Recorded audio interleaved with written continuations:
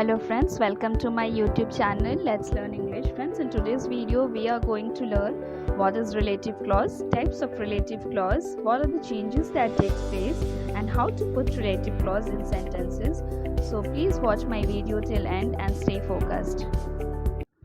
Before I explain relative clause, I want to clarify what a clause is. A clause is a group of words that includes subject and a verb. Example, she reads. So she is a subject here and reads is verb over here. So this is a complete clause. She reads is a clause over here. Now there are two types of clause. First is an independent clause and the second one is a dependent clause. First I will explain what is this an independent clause. An independent clause can express a complete thought. It can be a standalone sentence. For example, he ran. So these words or phrases explain its meaning itself. No need to add or omit here anything. Okay. So this he ran is giving us a complete sense. Okay, it makes a complete sense and it can stand alone. It is a standalone sentence. Next comes a dependent clause. So what is this a dependent clause? It is a supporting part of a sentence and it cannot stand alone itself as a meaningful sentence. See the example here, when the president arrives. So this sentence does not express a complete thought. Okay, this sentence is incomplete because we do not get any idea over here what happened before that or after that or at that moment, or when did he arrive, when the president arrived, what happened at that moment or before that or after that. We are not getting any idea. So it is an incomplete sentence. It is an incomplete sentence. And you must have noticed that sentence began with when. Okay, and what is this when? When is a subordinating conjunction. And whenever the sentences begin with subordinating conjunctions, we consider it as incomplete sentence. So I hope you understood the difference between an independent clause and a dependent clause. An independent clause can express a complete thought. It is a standalone sentence, and a dependent clause is a supporting part of sentence. It cannot stand alone itself. Now we are going to learn what is relative clause, types of relative clause, what are the changes that takes place and how to put relative clause in sentences. So first I'll explain what is this relative clause. It is a dependent clause. It does the function of adjective in a sentence. We put relative clause just after the nouns which refers to the person, place, thing or group. So it is a dependent clause. That is the sentence depend on some other thing. So in order to complete the sentence, we use who, which, that, whose, whom. All these words are relative pronoun and they are also called relative clause, which we will add to make the sentences meaningful and complete. See the example here, a book. So what is this book? A book is a noun, and in order to qualify noun we need to add adjective like a historical book. So what is this historical here? Historical is an adjective, that is describing word. Now see, a book with explanations is of history. So what is with over here? It is a preposition. So with explanations is of history is a prepositional phrase. Now see, a book that has history essays or historical essays. So over here, this that over here, that is a relative clause and it is explaining what it is describing the book itself. That is, it is describing noun. The word that has defined book. So from here we understand that a relative clause is a clause that tells us more about noun. Okay, so and what are the relative clause? All relative pronouns are called relative clause, like who, which, that, whose, whom, all these. Okay, and we add it to make the sentence more meaningful and complete.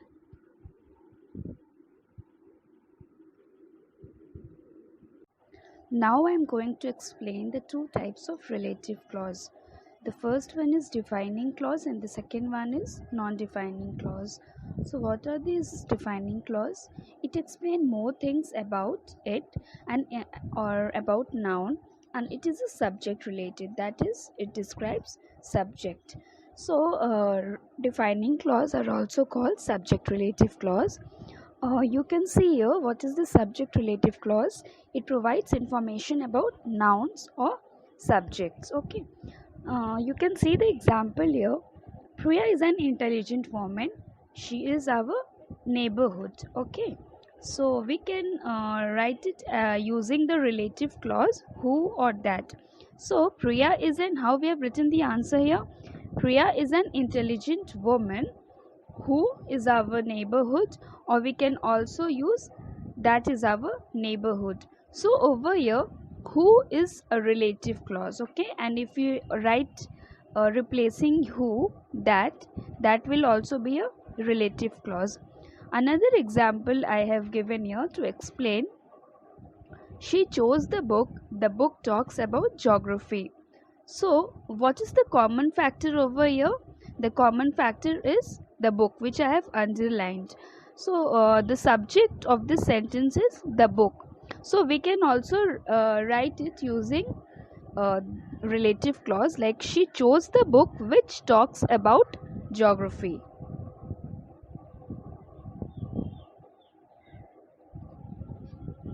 Now I am going to explain non-defining relative clause, or you can also say object relative clause.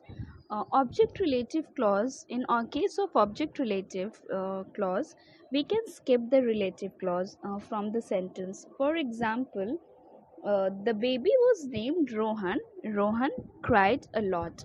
We can rewrite it without using clause here, like the baby comma named Rohan comma cried a lot.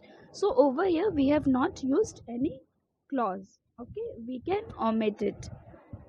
Next is I'm going to explain you the difference between the non-defining relative clause and defining relative clause.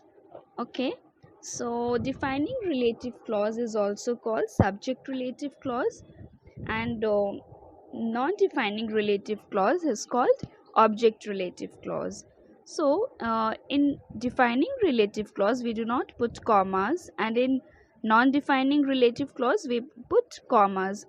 uh, Subject relative clause or defining relative clause, it gives essential informations, okay, that is required. This you will understand with the help of example. And object relative clause or non-defining relative clause, we put commas when we add extra informations, and it gives additional informations as well. Okay, that also you will understand with the help of example I have given here. And we use commas to separate non-defining relative clause. So see the example given in subject relative clause or defining relative clause. They live in the house. The house's roof is full of holes. Okay, so how we will rewrite this using the relative clause? They live in the house whose roof is full of holes. Now over here we have used the relative clause and it is used for subject. Okay, and whose is the relative clause over here? It has just given the essential information. Okay, now let us move on to object relative clause example. See the example given here: Sudha works very hard, she must pass. We could have written it as Sudha must pass. Now this works very hard has given extra information about Sudha. So how we will rewrite this using the relative clause? Sudha, who works very hard, must pass. So I forgot to put comma over here. So how we will use comma? Sudha, comma, who works very hard, comma, must pass, full stop. So this is the difference between the subject relative clause and object relative clause. Next over here I have made a chart where we use relative clauses. Okay, so the following relative pronouns are used in defining relative clause. Okay, so we use relative clause for person like who, and thing, place, time, as well as reason. So there are three columns. Like for subject we use who, and for things we use which or that. For object we use who or whom, and in case of things we use which or that. For place we use where, for time we use when, and for reason we use why. uh, in case of possessive noun, particularly talking about possession or belongings, well, in case of person we use whose, and in case of thing also we use whose. Okay, uh, and next comes the following relative pronouns are non-defining relative clause. Okay, so we use this only for person, thing, or place. Now in case of subject, for person we use who, and for things we use which. For object we use who or whom, for things we use which, and for place we use where. And for possessive nouns we use whose in case of person, whose and of which in case of things. Now a very important thing which we have to remember is we do not put commas with that. Why? Because it is a defining relative clause, and in defining relative clause we do not use commas. Now I have given some questions over here as well, and I have also written the answers. I will be explaining while solving. See, these are the questions which we might get during examinations. Relative clauses can help make a sentence clear. And now you have to combine these sentences using relative clauses. You can use either a defining or non-defining relative clause.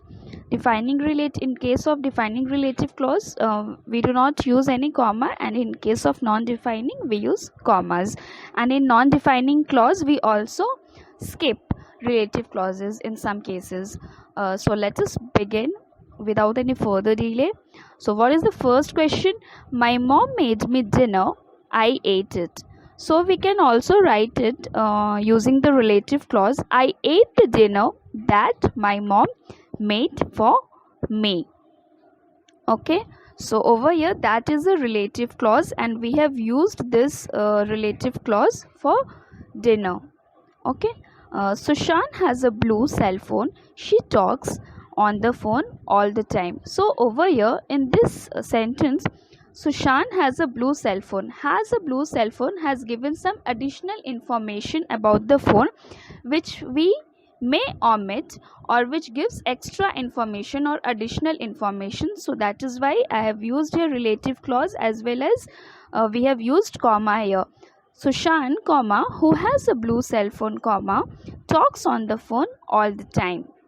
Next comes, the baby was named Rohan, full stop. Rohan cried a lot. So the baby, comma, named Rohan, comma, cried a lot. Over here we have omitted the relative clause. We have not used any relative clause. It is a non-defining relative clause, and in the case of non-defining relative clause we may omit this relative clause if required. Next comes, he built a tower out of playing cards, I knocked it over. So how we will rewrite using the relative clause? I knocked over the tower, and for objects we use that. Okay, that he built out of playing card.